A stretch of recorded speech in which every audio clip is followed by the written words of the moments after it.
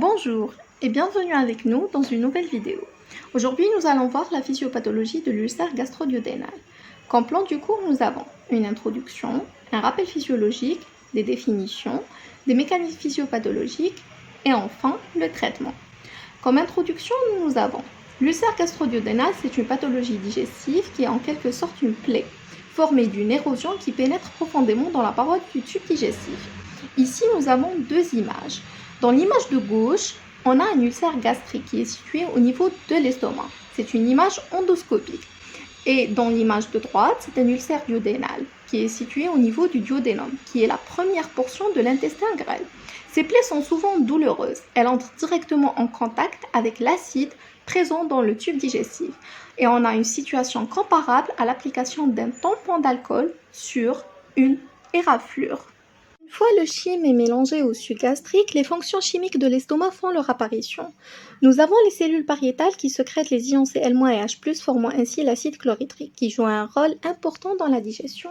Il agit dans la conversion de pepsinogènes en pepsine, il convertit les glucides en glucose et fructose, mais aussi détruit la majorité des bactéries qui ont pénétré le tube digestif.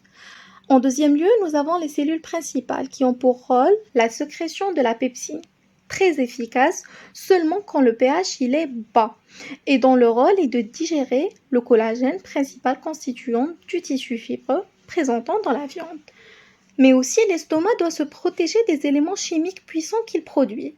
Pour ce faire, il sécrète un mucus grâce aux cellules à mucus qui va former un film protecteur. La paroi de l'intestin grêle est également recouverte d'une couche de mucus qui la protège de l'acidité du chyme, nom donné à la bouillie alimentaire qui provient de l'estomac. Nous avons des érosions qui sont des lésions limitées à la muqueuse, des ulcérations qui atteignent la sous-muqueuse sans la dépasser, et nous avons l'ulcère gastro-duodénal qui se définit comme une perte de substance de la paroi gastrique ou duodénale atteignant en profondeur la musculeuse, comme le montrent les deux images suivantes. Passons ensuite à la clinique. Le symptôme le plus franc, c'est la douleur.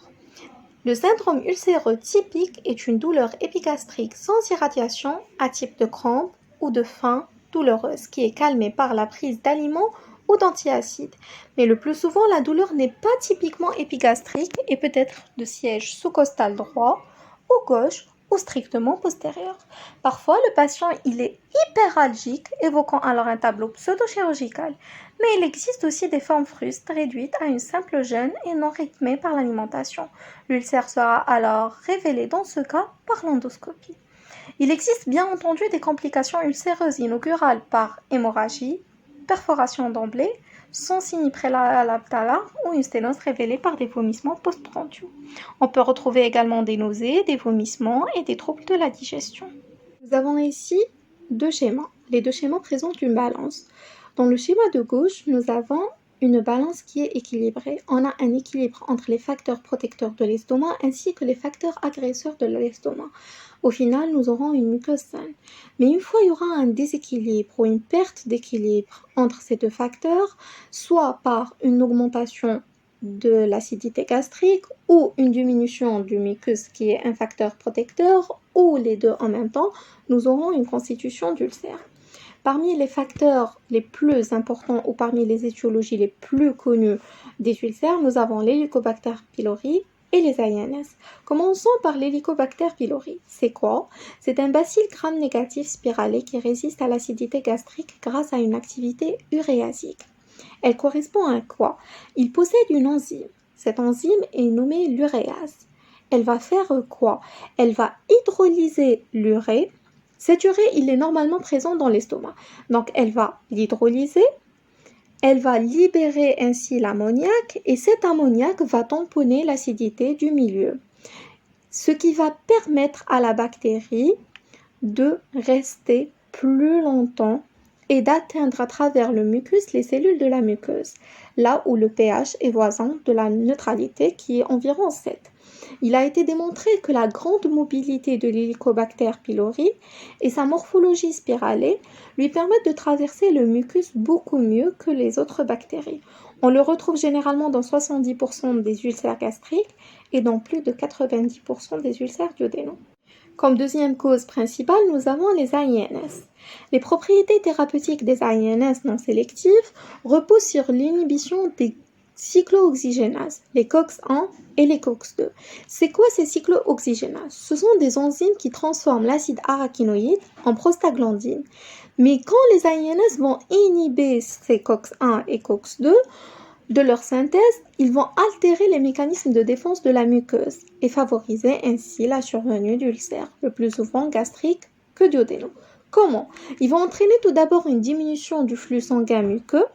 Il survient ensuite une adhésion des polynucléaires à la paroi qui entraîne des lésions endothéliales et accentue la baisse du débit sanguin muqueux, favorisant ainsi le processus inflammatoire dans la muqueuse digestive. Nous retrouvons également le stress et le tabac. On peut retrouver également dans le syndrome de Zollinger-Ellison, dans le cadre des ulcères duodénaux. Il est exceptionnel, mais qu'on peut expliquer par une hypersécrétion d'acide induite par une sécrétion tumorale de gastrine, ou ce qu'on appelle le gastrinome, sans oublier également les facteurs génétiques. Nous allons finir ce cours en parlant un peu de traitement. Les buts sont simples. En premier lieu, soulager la douleur et soulager le patient, accélérer la cicatrisation pour diminuer le risque de complications en deuxième lieu et empêcher la récidive de l'ulcère en troisième lieu. Un traitement ne sera mis en route qu'après avoir pratiqué des biopsies pour vérifier le caractère bénin des lésions dans le cadre d'un ulcère gastrique, car l'ulcère duodénal ne dégénère jamais, avoir recherché la présence d'Helicobacter pylori au sein de la muqueuse digestive. Nous avons les recommandations hygiéno-diététiques dont il faut éviter le stress et essayer d'avoir une vie calme, la suppression des excitants dans le tabac, et nous avons également le traitement médical dont les antiacides, les antisécrétoires et les antibiotiques qui seront détaillés dans un autre chapitre. Sans oublier le suivi du patient avec contrôle en fin de traitement par une gastroscopie qui est indispensable pour s'assurer de la cicatrisation de l'ulcère. Je vous remercie de m'avoir suivi, j'espère vous être utile. Merci encore une fois. À la prochaine dans un autre cours.